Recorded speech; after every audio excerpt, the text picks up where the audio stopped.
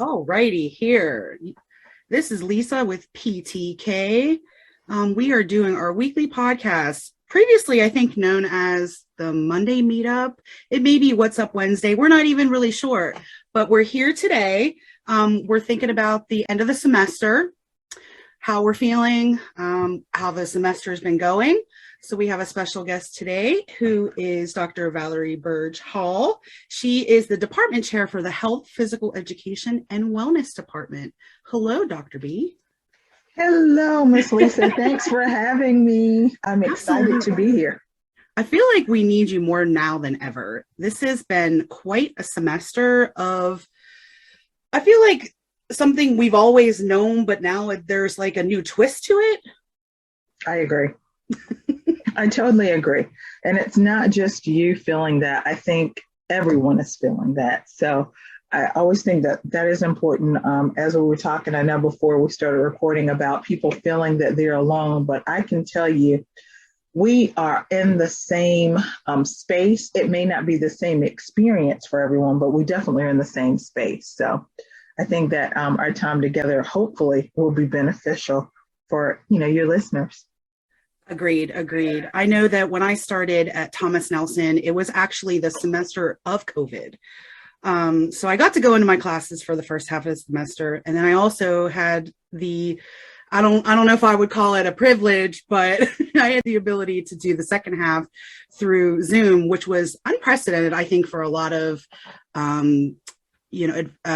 teachers, because they had never had to do any type of classwork online.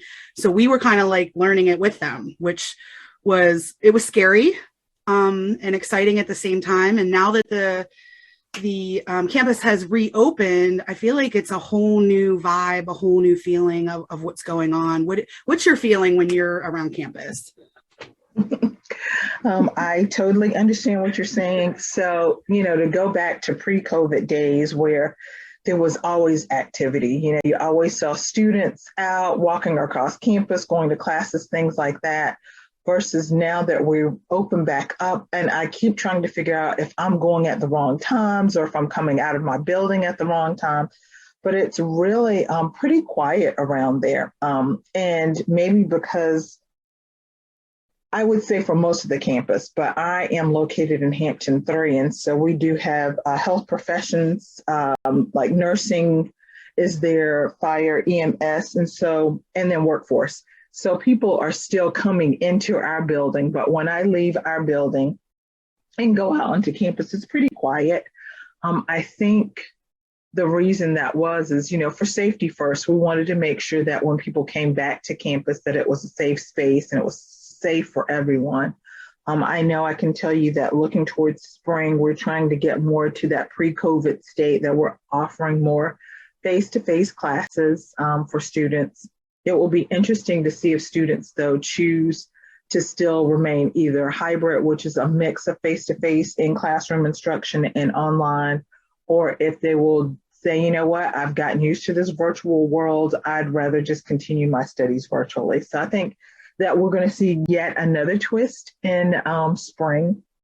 But all of these things are good things because the key, I can tell you from the college's vantage, is we want to make sure that things are done well and people are safe.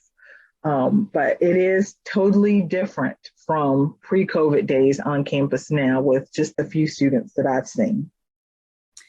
It is. I also spend a lot of time on campus, so I can attest to that as well. Okay, good. It's just not me. All right. No, and it's not, actually, and that brings us to a good point too, is that with PTK, we have the Honors in Action research project that we do, that we take the topic related to the campus, something that may be important to students, and we write a research paper off of it. And now currently our survey is out. So this is where hopefully that we're going to find out how the students are feeling about this semester, maybe what they'd like to see next semester. And it may help administration get a better idea of what students are planning on signing up for, or what they're even, what their issues may be with, being on campus for next semester as well. I'm excited about the survey, and I hope every student who's listening will take this survey. I know it's opened, I think, for a couple of weeks. And so I think we said we were going to do it until late November, early December, right? I think it's open that long. So just make sure that you take that survey because this information is going to be shared with administration. And so let your voices be heard. I like that. And is it an anonymous survey? It is absolutely anonymous. We are only going to get the results 500 students took it, 250 of them said they preferred virtual instruction, 100 of them. So it's no way that we can chase them down if they're like, they would like to see. I know one of the questions is what services can we offer to improve students' instructional experience and whatever method they want it, be it virtual or hybrid or face-to-face. And so we're not going to chase you down if you're like, well, I think it should go X, Y, Z, and you think it's something that's probably never going to happen. We're not going to chase you down and say, this is a ridiculous idea. We're not going to chase you down and say, this is a great idea. We're just going to take the information and present it to administration. So I want students to feel like they are totally willing and available, and it's acceptable for them to give us their true, honest results, their true, honest thoughts. I like that. I know that a lot of times when we're presented with things like this, you maybe have anxiety that, they're going to know it's me, or somehow they're going to be able to track that this came from my email. But I feel like it makes for a better survey result because now you have the honest opinion of a person because they don't have to fear that backlash that may come with it. Absolutely. Absolutely. So here we are. We're coming to the end of the semester, which I don't know about you, but as much as it's starting to get harder, things are starting to feel a little bit heavier. It feels like it's gone very fast. I agree. And I don't know if that's good or bad. I think that maybe I'm excited for next semester and seeing what is going to be happening on campus. I'm excited, hoping that there's going to be, I know I've heard about some events that are going to be happening next semester.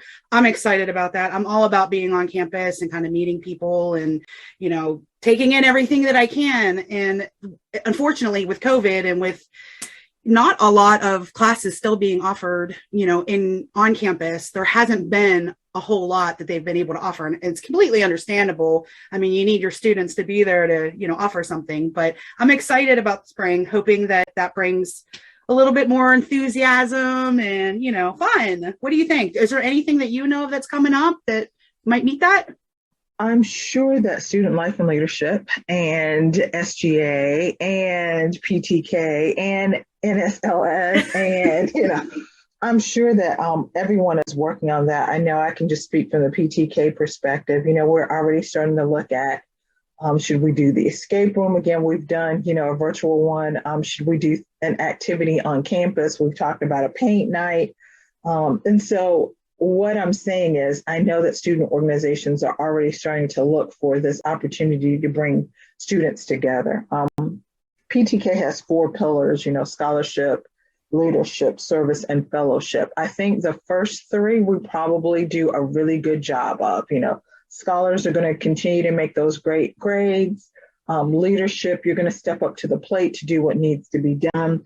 Service, especially with the college project, which this podcast is a part of, is going to happen. But I think where we probably are least impactful is fellowship, because students are spending their energy on those first 3 priorities or pillars. And so I know that that's something that we've talked about in our planning meetings, that we want to do things more so around fellowship, just to give students an opportunity to meet each other, to encourage one another. Somewhat maybe great in, a subject that you're not so great in. So now you've made this connection with someone else who may be able to be a study buddy. Someone may be thinking of transferring to a college that you are, and you thought you were going to be the only person there. And so now you have someone that you're like, oh, well, we're going to be at the same college, in the fall or the next year. So I think we definitely, I know we're working on it. I know that you all have mentioned doing something with NSLS and student government. So looking around at mental health and also promoting clubs and organizations. And so I say all of that to say that people are definitely planning for some fun things, some informative things, just to make sure that students are well-rounded. It's just not the academic portion, but it's also the social portion. It's not just the social portion. It may be something around careers. And so we're just trying to look for a lot of different ways to get information out that will be beneficial to you. I agree. I know in doing my homework and, work, whether it's at home, whether it's on campus, finishing homework and then just being done and closing a book, it's not fun when you know that there's something great coming up, maybe like you said, like a study group, something on campus, you're meeting up early. I know I've been doing a lot of that in some of my classes, meeting up early, kind of, talking about class, about homework. You learn a lot more about a person and how they feel and how they're actually more like you than it seems. Not everyone shows on their face, that they're stressed or that they're anxious, but in talking to people and getting to know people, you realize you're not the only one out there feeling that way. Right. And I think that that's important because that builds a sense of community.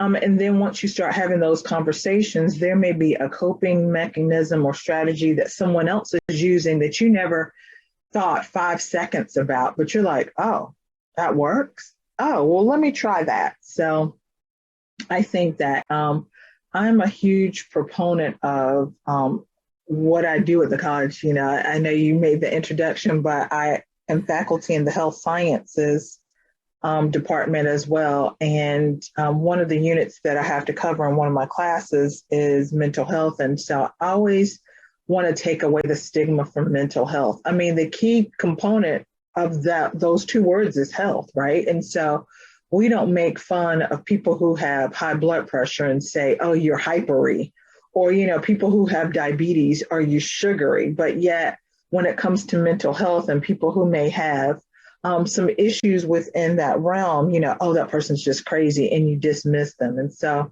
I'm glad we're having this conversation because I think what that's going to do is take away some of that stigma. It really is a part of your health, and a healthy mind, it leads to healthy decisions for healthy body, making healthy choices, being great in your classes and being attentive. And so I think it's something that people shy away from, but we really do need to have more conversations about. Absolutely. And actually, now that you brought that up, it's a perfect segue into the question, what do you like? Do you have any tips, of what you can do or what works for you when it comes to mental health or anxiety? So the first thing, honestly, that pops up to me, again, looking at those 4 pillars, and the last one I said was fellowship, that I think that we have the most activity with. So I think for people personally, the thing that they have, especially busy people, they have the least attention to is self-care. And it seems like those have been buzzwords probably for the last 2 to 3 years, especially with the pandemic and more people, saying that they're struggling and things like that. Self-care is really huge. And so I think what we all need to do is find out what works for us. And when I say self-care, what makes you go to your happy place? There's a movie, I think it's called Happy Gilmore with Adam Sandler, that I think about every time I say that. Happy, because his name was Happy. He's the main character. Happy, go to your happy place. And that's how he became an effective golfer and a champion, because he would go to the place in his mind, right? And so I think if we start there with what can we do for anywhere from 5 to 10 minutes most days of the week that takes us to this happy place, I think that is a huge, huge thing. And so I challenge students, I'm too busy. I don't get enough sleep as it is. I have to work. I have school, blah, blah, blah. But Stephen Covey, who does a lot of work around organization and things, has this idea of sharpening the saw. And he does a comparison of someone who's out in the forest chopping down trees. And he's like, one person will keep song and song and song until their saw basically has no more teeth, but they're like, I can't stop. I've got to keep doing this, versus the person who's like, my saw is getting a little dull. Let me take, 5 or 10 minutes to sharpen it back up and then go to the task. That person is going to be much more successful and less frustrated versus the person who keeps going and going and going. None of us are the Energizer Bunny. And so I think as soon as we recognize that and that we actually find, 5 minutes to journal, or we find 5 minutes to go outside and, just take a brief walk, or we find 5 minutes to play our favorite game on our phones or tablets or computers or whatever. I think once we do that, that kind of recharges us and refreshes us. Some other things that I'm not the best at doing, and so I will admit that, but I can tell you when I do these things that I notice that I'm in a better spot than when I don't. Eat, sleep, and drink well. So, a lot of times we're on the go, so we're grabbing fast food, or, usually when you're more stressed, you're more likely to want something that's a comfort food. So that's usually something sweet or something sugary, or which would be sweet or salty, those kinds of things. I'm not saying that that's bad, but we can't live off that. Any student who's ever had me knows that I'm a chocoholic, and I am not ashamed to admit it. And they all know that my favorite candy is peanut M&Ms. Oh no. They all know it. They've been programmed to know this, right? And so the whole idea with that is every day I can't have a bag of peanut M&Ms. But, can I have peanut M&Ms throughout the week? Absolutely, positively. But I need to make sure that I'm balancing that with, some fruits and vegetables. I'm drinking my water. Most students tell me that they're not getting 7 to 9 hours of sleep, which honestly, I get. But what that's setting you up for is within a couple of years, you're probably going to have a clash with major depression if you're not giving yourself a chance to reset and your brain to reset. And so that's what that sleep is doing. So I try to encourage students to find ways to get as close to that as possible so that they won't have, issues later on. Make an investment in you. And so some prioritizing. It may be, I think, a thing that helps me a lot is scheduling. And so most people have cell phones. You can do apps that help you schedule. If not, you have notebook paper and you plan your day. Okay, tomorrow I know I have to study for a test. I know, next week, as soon as we come back from break, I have to have a project due. So looking for those opportunities in your schedule. If you have 20 minutes between a class, can you look up, 2 or 3 articles that are going to help you with that project? Or are you going to use that time to have some me time? So I think that, prioritizing, using those schedules, setting alarms, even when I'm thinking about student study, they try to cram. Your brain is not going to take all of that information in at once. So do 50-minute study periods, like study one subject for 50 minutes, give yourself a 10-minute break, and then go and study something else for 50 minutes. But all of this comes with you scheduling and look at what is realistic. I think a lot of times we put unrealistic expectations on ourselves that we're going to be able to, work and study and all that for 20 of the 24 hours. And then when we crash and burn, we're like, oh man, I missed it. I didn't get to do that assignment that I thought because I just fell asleep and those kinds of things. But if we plan for that, okay, I know I have 50 minutes to work on this assignment here, then it's less likely that we're going to crash and burn. So those are just a couple of things, off the top of my head that I would tell you absolutely work. And move, get some movement in. My physical education people will be like, move, because it stimulates your brain. It also gives you these chemicals, endorphins, that make you feel better. It might not feel all that great when you're working out, but afterwards, it really is going to power you up. And so those are just a few things that I would tell you. I did mention eating, not, the high fat, high sugary, high salt types things, making sure you're getting plenty of water.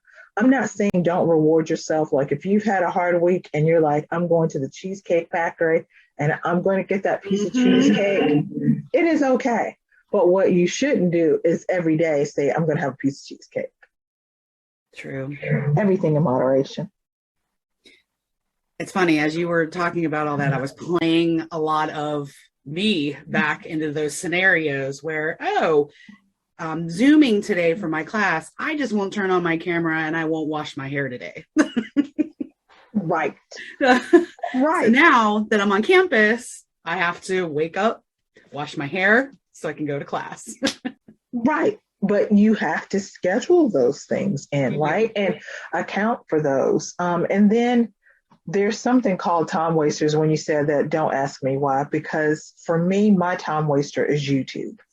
I will go to YouTube for a really good reason, whatever. I'm looking for something that I think might be impactful for students, or it may be a song that I just want to see the lyrics to on the screen. And the next thing you know, I am just pulled into the YouTube world. And, something that should have taken me 5 minutes, I have just sat there for 25 minutes or 45 minutes watching the next YouTube video. Oh, and let me look at this. And that's a time waster. And so once you start becoming more aware of those time wasters and, making sure that you're planning for, okay, I'm going to be on YouTube only for 10 minutes, set my alarm on my phone so that I'll know, like, okay, it's time to move to my next task.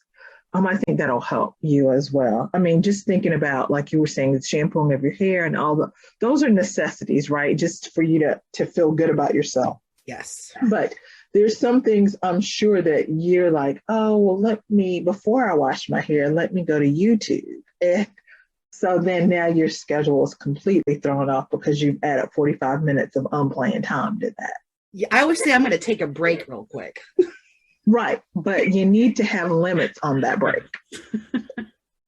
Yes, that's the key. Yes, that's the key.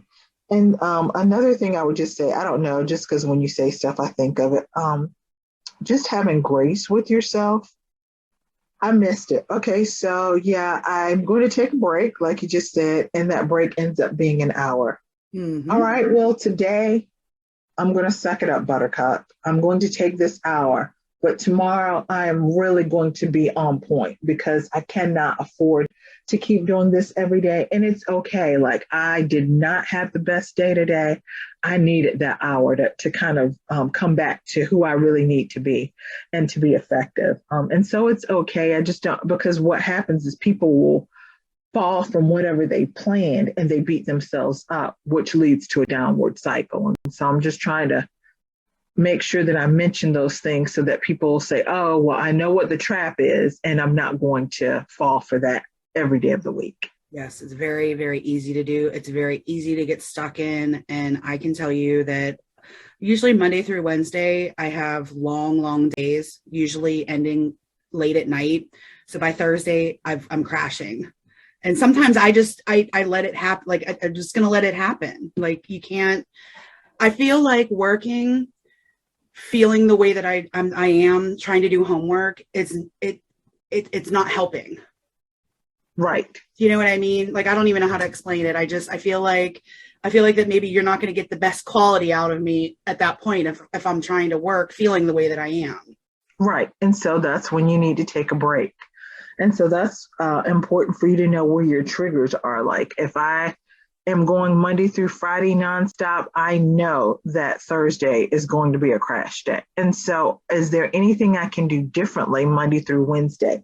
Are there some tasks that I can ask other people to help me with? Like, can someone else in your home do the laundry if that's something that you had planned to do on Monday? Just making small spaces of time so that you can recharge during that Monday through Wednesday so that you're not necessarily crashing every Thursday. Let me just tell you, I've taken a lot of notes. I have a lot to work on. Yeah. And one thing I would say about that, I was pretty transparent about the things that I can do and things that I'm not doing. But I can tell you, if you do not make a change for the better to take care of yourself, your health is going to suffer, not only your mental health, but your physical health. You're going to be more likely to have high blood pressure. If you have diabetes, your blood sugars are more likely to be uncontrolled. You're probably going to have fluctuations in weight. You can have acne outbreaks, all of these things. And so that's why I'm trying to tell you some of these things I can tell you from personal experience. But other things, I can just tell you what the research is saying. And so I want you to start valuing yourself and investing in yourself now so that you don't have to deal with these things in 2 years or 3 years or 5 or 15 years. because you're doing it. And the things that I'm telling you are things that are not only applicable to you as a student, but just as an adult. If we start doing these things, we're going to have, less road rage and people burnt out on their jobs and things like that. When I say jobs, I'm hoping that from this pandemic that jobs will understand that we can telework. And that does help with work-life balance, unless you're the person who lets your work life bleed into your life. And so if you're still working on your laptop at 11 o'clock at night, you're going to need to put some boundaries on that, So I hope that with all of this, I always look for a silver lining, even in the worst situations. And that is also a technique that will help minimize stress. If you can just find the good in whatever you're going through, that's going to be beneficial. And hopefully there will be a solution or a strategy that you can take out of that situation that you can apply to yourself to become more effective. Absolutely. And that kind of reminds me too, thinking about some of the students that this may be their first semester on campus. Please don't let this define your college experience. This is not usually the way that it is. Yeah. It's going to get better. I promise. There's going to be people on campus. There's going to be more things happening. This is not the defining semester for you. Promise. I agree. I think about that a little bit. I feel kind of bad. I guess a lot of the high school kids, though, I mean, they ended their semesters on Zoom anyway, For the most part, many did, right? They kind of rolled into us where I feel like we're in like an in-between phase right now where we're online, but we're kind of on campus. It's an odd time for sure. It is, but next semester, like I said, we're planning to see more activity on campus. Absolutely. And in some of our upcoming podcasts too, we're gonna try to cover things as we hear about them, because I know I've heard people talk about sometimes they don't hear about them in time and they wish they knew things were in the works and they could work it out in their schedule. So hopefully we can get a little bit ahead of some of those events and Absolutely. show light on them so that people can we can get people coming or get people involved in them. That would be great for next semester. Sounds fabulous. But for now, this is it. We're going to get through it. It's going to happen. We're making the best of it, right? It's going to happen. Yes. We're there. We're almost there. And if you feel like you're the only one feeling this way, I promise you that you're not. We're all feeling this way. And with the help of some of the tips from Dr. B, and, like she said, leaning on some of the people, maybe friending somebody in your class or, talking to somebody sitting out in the quad, you may learn that, in fact, they feel exactly the way that you do. And this is how they, combat that. So hopefully we'll have a little bit more of that coming up in the spring. But for now, this is what we're doing, right? And it's going to be good. And I do want to mention before I leave, if you look on the website, the Thomas Nelson website, and you just type in the search bar mental health resources, there is a list of resources that are available to you, including on campus.